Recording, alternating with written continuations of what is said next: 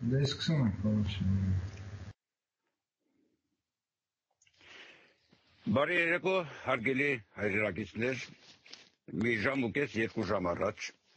ես ծանոթացա Ստեփանակերտում հրավիրված ուրեմն մի հանդիպման հետ, որը տեղի էր ունեցել, այսպես ասենք, իբրև կրկնօրինակություն մոսկովյան, այսպես մշակութային արվեստի խնդիրներով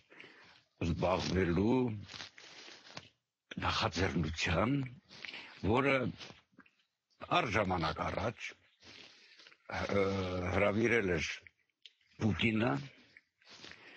եւ այդ նպատակով, որպեսզի ճշտի հարաբերությունները եւ վերջին հաշվով ի վերջո փորձում էր նա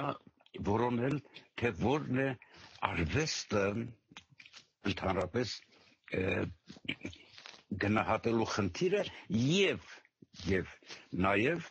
շատ որոշակի բացահայտեց իր հիմնական, այսպես ասած, միտումը, որ ինչպես պիտի այս բռնատիրությունը հնարավոր լինի պաշտպանել արվեստից։ Դա վերաբերում է նրա այն ուրեմն նկատառումին, որ խոսելով Շարլի Էբդո ֆրանսական, այսպես ասած, ամսագրի, երգիծական ամսագրի շաբաթաթերթի հետ կապված ողբերգական այդ սպանություններին, երբ ամբողջ խմբագրությանը հաստորեն ահաբեկիչները կոտորեցին, ինչ է ասում, որ այդ իրենք ծաղրանակարիչներն են հանցավոր, որ այդպիսի առիթ են տվել տերորիստներին եւ նրանք են եկել նրանց սպանել։ Ուրեմն դուք առիթ պիտի չտաք, որովհետեւ մի դեպքում, եթե այնտեղ Ֆրանսիայում իսլամական տերորիստները եկան եւ գնդակահարեցին, Շարլի Էբդոին, դա Ֆրանսիայում էր, բայց այստեղ եթե դուք փորձեք ուրեմն այդպիսի մոտեցում ցուցաբերել, ապա գիտեք ինչ, այդ դեպքում մենք ձեզ կգնդակահարենք, պետությունը, իշխան, եւ դա բնական է, տրամաբանական է, իր մեծ հզոր յոթ մահանանոց քայլերով, ուրեմն Ռուսաստանը եւ իր, այսպես կոչված, Հայաստան մարզը, գաղութեր չեմ ասում, հեռավոր մարզը, այսպես, ոնց որ Յակուտները, Սախաները, այդպեսի մի մարզը, ուրեմն բնականաբար կենտրոնից ղեկավարվելով գնում են դեպի ֆաշիզմ։ Եվ սա շատ բնական է, որ պետք է այս հանդիպումը անպայման լիներ։ Ես այդ օրերին, երբ որ Պուտինի այս խնդիրներն էի դիտում, ցանկություն մեջս առաջացավ խոսել այս մասին, բայց հետո մտածի սպասիր։ Ի վերջո սա տեղափոխվելու է Հայաստան, այսինքն այս հեռավոր մի մարզ, որ նույնիսկ սահման չունի Ռուսաստանի հետ, այստեղ պիտի տեղափոխվի, այստեղի մասին խոսենք։ Եվ ես, գիտեք ինչ, փորձ ունեմ, առիթ եմ ունեցել լսելու 1962 թվականի, այնուհետև 1963 թվականի, ուրեմն սովետական միության կոմկուսի առաջին, այսպես քարտուղար, քաղբյուրոյի, Խրուշչովի հանդիպումները, այսպես մտավորականության հետ, 63 թվականին, այդ հանդիպումները, այսպես, պայթեցին, ամբողջ աշխարհում, այսպես, պայթուցիկ մի բան էր, երբ բուլդոզերներով Խրուշչովը ուրեմն փաստորեն բուլդոզերով ինքը, հա, հենց ինքը իր հրամանով հողին հավասարացրեցին, տրորեցին նկարիչների ցուցահանդեսը, բաց ցուցահանդեսը, որովհետև դրանք նկարչություն չէին, դրանք 1963 թվականին Խրուշչովը դրեց խնդիր, որ եթե գրականություն եք գրում, ապա պիտի դա լինի ինչպես Դեմյան Բետնին։ Ձեզնից շատ քչերը կարող են հիշել, որ այդպեսի մեկ Դեմյան Բետնին։ Եթե դուք նկարում եք, ապա ինչպես Լակցյոնովը։ Իսկ երաժշտությունը պիտի գրեք այնպես Տեր Աստված։ Կարևոր չի դրանցպես մեկը։ Դրանցպես մեկը։ Համեն դեպս խոսքը ոչ Շոստակովիչի, ոչ էլ Խաչատրյանի մասին էր, ոչ էլ, ասենք թե, ռուս խոշոր կոմպոզիտորների։ Այնուամենայնիվ տեղի ունեցավ այս խնդիրը եւ տեսեք, դեմադրությունը շատ անհաջող է։ 3 օրյա հանգիստ, այսպես ընդիրճ սեղաններ, փոխհարաբերություններ, իրար ճանաչել եւ այլն, գնացել են այս մարդկանց ասեցինք, որ առաջավոր գիծ Պերեդևայա լինիա դա չի նշանակում առաջավոր գիծ, մեծ համար դա ռազմաճակատ է, ինչու չես ասում ռազմաճակատ, հա? Պարոն պատահական, մեկը, որ զբաղեցրել ես նախագահի աթոռ, ռազմաճակատ, սա մեր ռազմաճակատն է, այնտեղ զոհվում են, այնտեղ մարտիկներ են զոհվում պատերազմի ժամանակ, մարտիկներ են զոհվում խաղաղօրերին, հա? Ես այդ մասին ընդհանրապես մեր բանակի մասին, կամ կհասցնեմ, կամ կխոսեմ առանցին։ Ուրեմն, դրանից հետո, պատկերացնում եք, չէ, ընդհանրապես տանում են հեռու, հավաքում են իրար գլխի, գերուխում, մասնավոր հարաբերություններ, արդեն Վահան Արծրունու նյութը ես ծանոթացա, որտեղ նա պատմում է այն մասին, թե ինչպես են առանցին այդ հրավիրվածներին մշակելով տարել այնտեղ։ Հիմա, մի շատ կարևոր բան եմ էստեղ ուզում ասել, որովհետև մինչև իմ այս արձագանքը եղել են նաև բազմաթիվ այսպես արձագանքներ այս խնդրի առումով, գիտեք են, որ գրում են մեկնաբանություններ։ Եվ այնտեղ ուրեմն ըստ մեր վատ սովորության, անկրթության, չի ասել, որ չար նպատակներով, չէ, պարզապես այդ բարեկրթությունը չունենալու հետևանքով, որտեղ մթնոլորտը ընդհանրապես բարեկիրթ չի։ Մասնավոր մարդիկ, իմ շրջանակից, նույն իմ ընկերներից մի հետ 5000 հոգուց մարդիկ կան, որոնք հարցեր են տալի, ինչու է սա գնացել, ինչու է, օրինակ, Ռուբեն Հախվերդյանը ինչու է այնտեղ, նախ եւ առաջ, ոչ ոք իրավունք չունի ասելու, հարցնալու կամ հսկելու, թե ով որտեղ է, սա մեկ։ Եվ այդ տեսակի ուրեմն խնդիրները մենք շատ ենք անդրադառնում, ինչու պիտի նա այնտեղ լիներ, ինչու պիտի ուրեմն, դա, ուրեմն շատ անկիրթ բան է, այդպեսի բաներ ընդհանրապես ոչ մի առիթով չպետք է գրել, որովհետև ձեր թելադրանքով, մեր թելադրանքով չէ, որ Ռուբեն Հախվերդյանը մեզ չանը կամ մյուսը, պիտի իրենց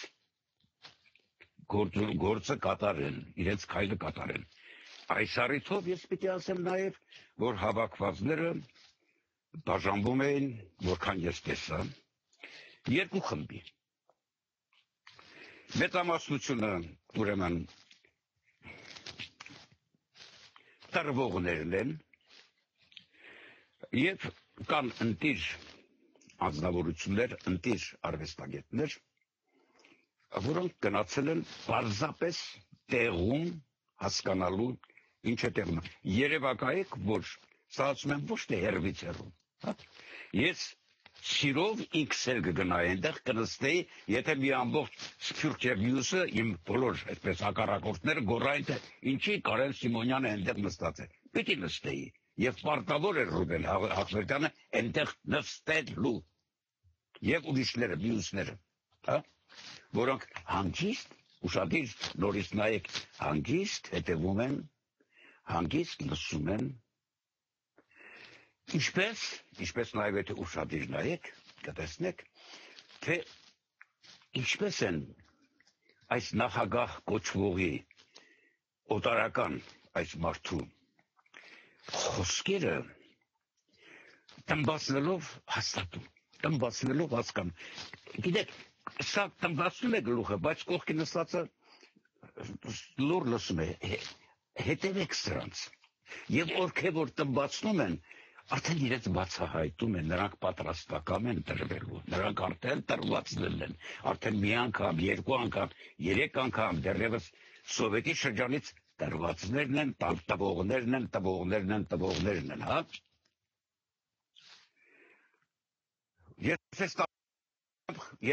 Եվ պարզապես նկատի ունեցեք, որ չի կարելի մարդու կամքին բռնանալ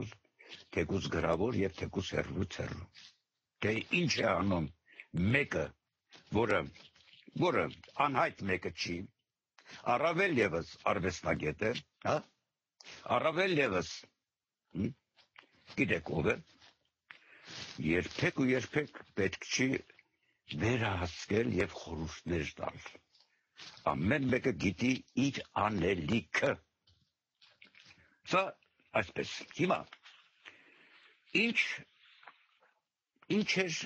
էր սրան իմաստը։ Ուրեմն հավաքել են մի խումբ, ուրեմն այսպես ասենք մտավորականների, հա, մտավորականների են հավաքել,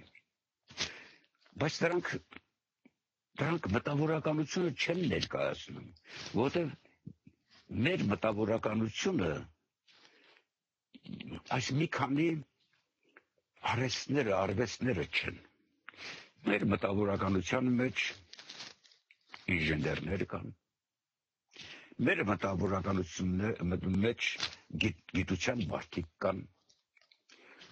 գուցե սրանց նման, այսպես ասած, սրանց որոշ տեսակի նման տրվող մարդիկ, բայց կան, բժիշկ կա, ինժեներ կա, գիտնական կա, որոնք նույնպես մտավորական են, հա, ինչու նրանք չկան։ Սա առանցին, սա արդեն իմ նկատառումն է պաշտոնական, բացահայտելու մասին, բացահայտելու առումով այն խնդիրը, որը վերաբերում է իշխանությունների պրիմիտիվ, տգետ,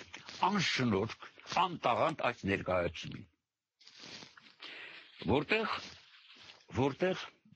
ոչ խոսողները մեկ-երկու բացառությամբ, ոչ ելույթ ունեցողները, ոչ էլ պատասխանողը խելքի կաթիլ չունեն, հա, խելքի կաթիլ չունեն։ Եթե նրանք խելքի կաթիլ ունեն, հարգ իդիոտներ չլինեին, այնտեղ զինվորական, այսպես շորով նստած թատրոն էր դա, հա, նայել էր թատերական բեմական կոստյումով էր եկել, հա, նստել այնտեղ, հա։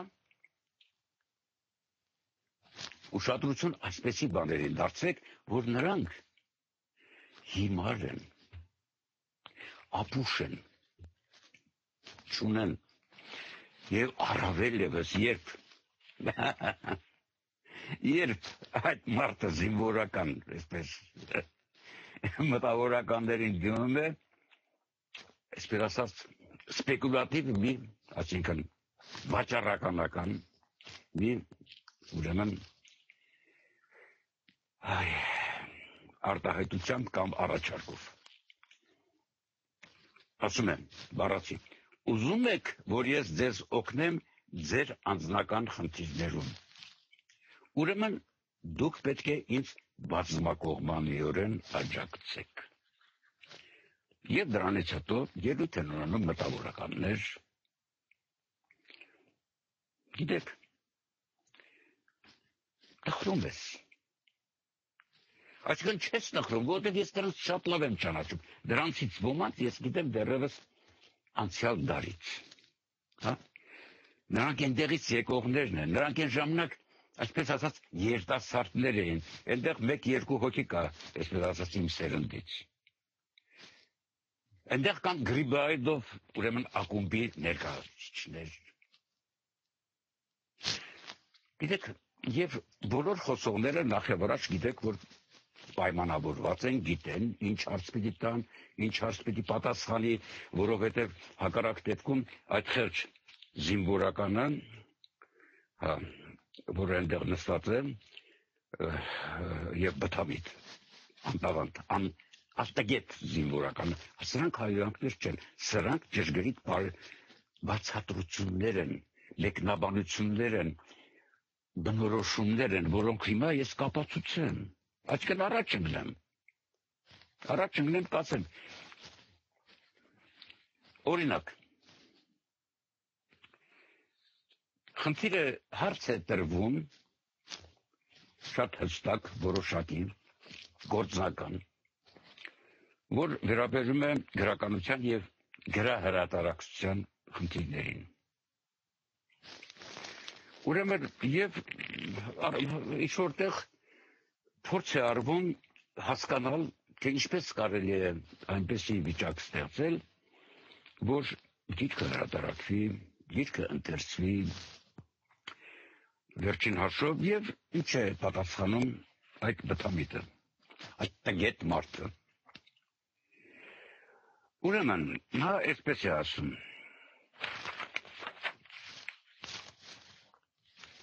նա ասում է հետևյալը.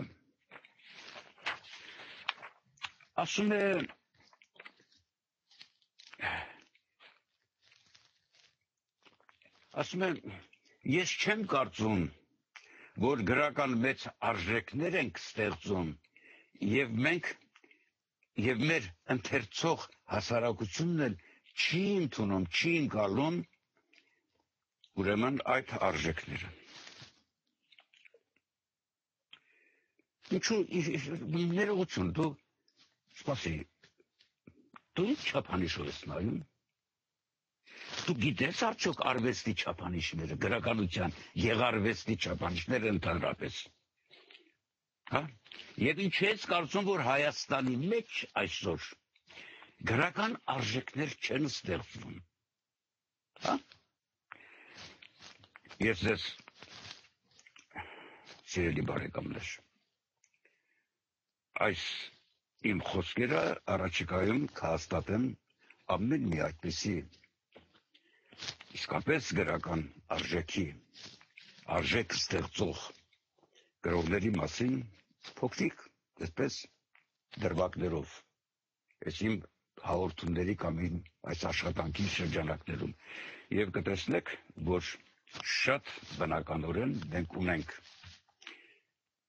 ոչ թե 400-500 հոգեանոց գրողների ողմակ, ախոր, բանաստեղծներ, լեզվաբաններ, չէ,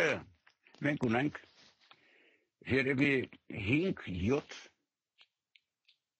ընտիր գրողներ, տաղանդավոր գրողներ։ Այնուհետև ինչ է ասում այս մարդը։ Ասում է, ոնց թե ասում է, գիրքը ինչ է, ընկալում ենք որպես իր, որ պիտի ծախվի բանիրը, ասում է, մենք գիրքը ընկալում ենք որպես ինֆորմացիայի աղբյուր, որպես աշխարհայացք ձևավորող։ Հասկանում եք ինչ է կատարվում։ կատարվում է այն, որ այս պատահական, բոլորովին պատահական արկածախնդիրը, որ հայտնվել է օտար երկրից, օտար մի հասարակությունից, օտար մի ժողովրդի ծոցից, օտար մի ժողովրդի ըմբռնումներով դաստիարակված միջավայրից հայտնվել է մեր երկիրը, իմ երկրի մեջ, տիրություն է անում, եւ դեռ փորձում է կամ հանդգնում է, կամ բնական է, որ տգետները ամեն ինչ էլ հանդուրժում են, ամեն ինչ էլ ուրեմն կարողանում են ներկայացնել այնպես, ինչպես իրենք են ուզում։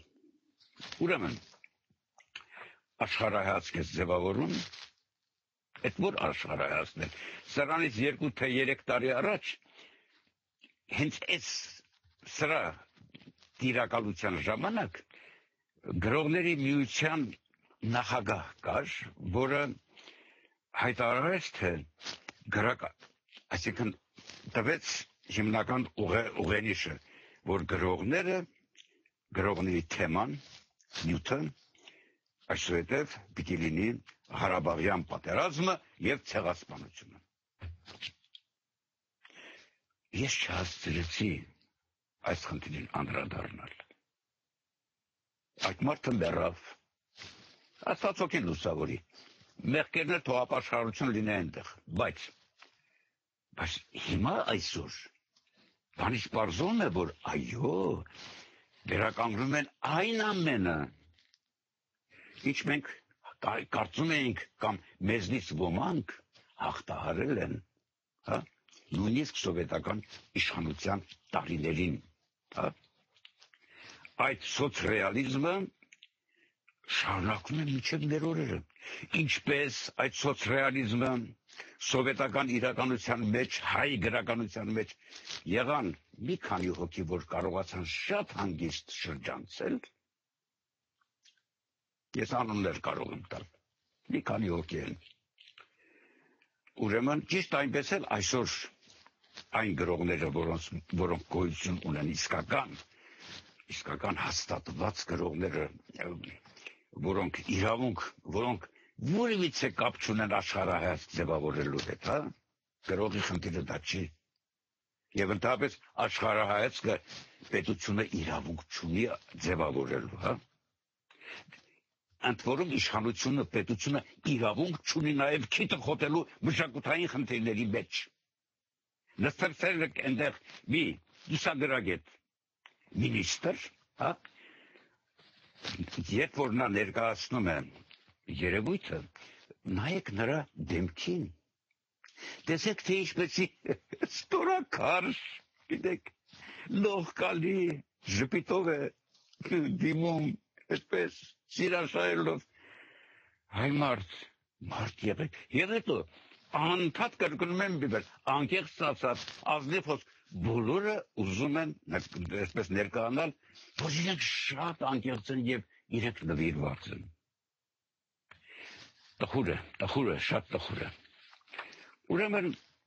շարունակեմ, այս նախագահ կոչվածը,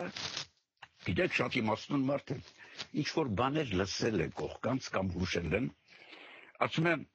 գիտեք, ասում եմ, մենք ուրեմն արդեն բանի հետ, լացերակի հետ, շողոքորդ մինիստրի հետ, մոմպաց, ծծած մոմպաց, դրա հետ ասում եմ պայմանավորվել ենք, որ ոչ թե մենք պիտի ֆինանսավորենք գրքի հրատարակությունը, այլ պետք է, որպեսի հետո այդ գիրքը լույս տեսնի, մնապահեսներում առնող չլինի, ասում է, այլ պիտի մենք տպագրված գիրքը գնենք, տեսեք ինչ է ստացվում, ես իմ վեպը տպագրում եմ ուրեմն իմ ծախսերով կամ ինչ-որ ասենք թե հովանավորությամբ եւ խնդիրն այն է, որ նրանք պիտի այդ գիրքը գնեն, այսինքն այդ գնորդը իրենք պիտի առնեն, թե չպիտի առնեն, պիտի գնեն, թե ոչ։ Իհարկե չեն գնելու, իհարկե զտելու են, կարելի Սիմոնյան չի կարելի, նրան չի կարելի հրատարակել այստեղ, հրատարակել է իր ծախսերով, հովանավորի, թող այսպես էլ ուրեմն մնա պահեսներում կամ չգիտեմ թողանի տանի ինքը վաճառի։ Իրենք կառնեն այն, ինչ որ ծառայում է իրենց ֆաշիստական համակարգին, իրենց աշխարհայացք ձևավորող համակարգին։ Իսկ գրականությունը, սիրելի բարեկամներ, սիրելի հայրենակիցներ, գրականությունը աշխարհայացք ձևավորելու համար չի։ Գրականությունը բոլորովին ուրիշ է, խոսքս գեղարվեստական գրականության մասին է։ Ուրեմն գրականության հարցը այսքանով ավարտելուց հետո ինչ մնացել, այնտեղ ահագին բաներ են մնացել։ Անցնենք հաջորդ խնդրին։ Ուրեմն գիտեք,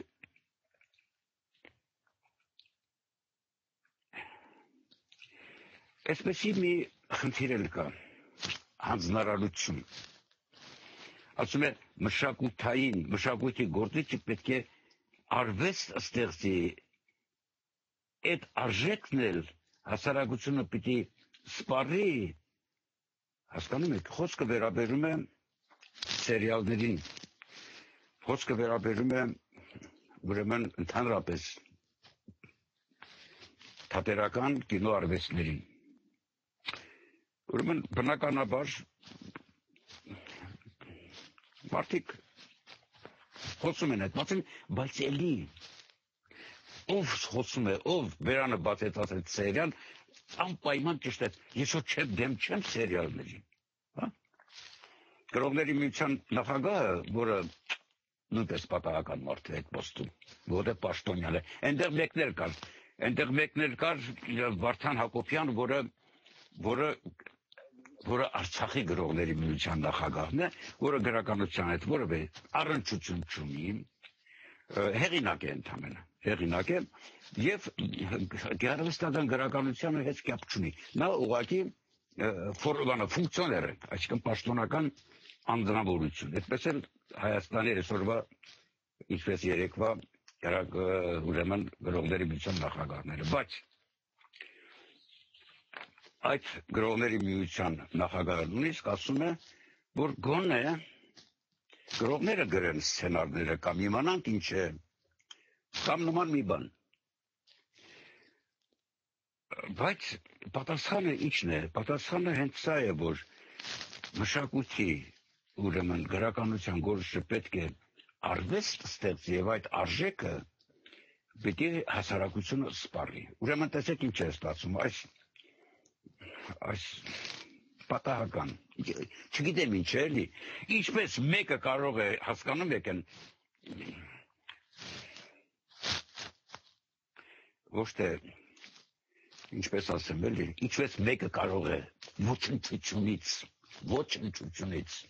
դառնալ գեներալ մանվել, այսպես էլ այս մեկը ոչնչությունից իր նախորդի եւ նախորդի պես ոչնչություններից դառնում են հարցեր լուծող, արվեստի հարցեր լուծող գնահատողներ եւ բանից բարձում է, որ նրանց պատկերացումները իհարկե մնում են այն նույն թշվառական մակարդակի վրա, որպեսզի իրենց ձախ գործունեությունն է, իրենց թալանն է, իրենց կողոպուտն է, իրենց միլիարդները ստեղծելու ճանապարհն է։ Եվ այս իմաստով գտնում են, որ ուրեմն առնողը, գնորդը, այսպես ասենք, հասարակությունն է, իսկ գրողն էլ բարի թող լինի, թող այնպեսի գործ գրի, որ գնորդը գնի։ Եվ այստեղ սկսվում է բացահայտումը, որ իսկապես, վերջապես, ըմբռնենք մի բան, որ բացի երկիր ծախելուց, տալուց, բացի երկիրը դատարկելուց, բացի ամբողջ մեր հոգևոր արժեքները տրորելուց, այդ բոլորից բացի, նաև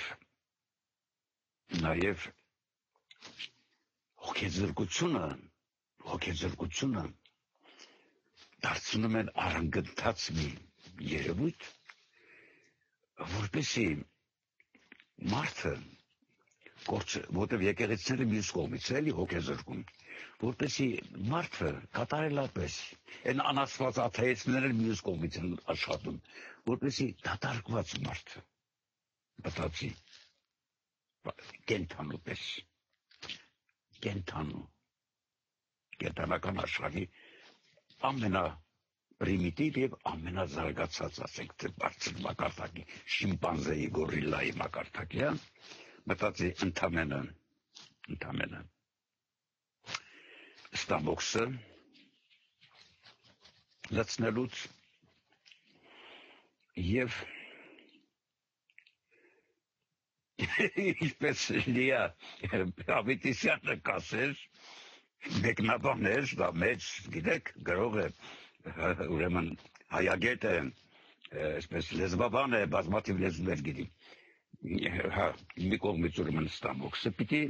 ուրեմն լցնի, մյուս կողմից էլ ուրեմն պիտի գնա զեքս։ Սա Լիա Ավետիսյանը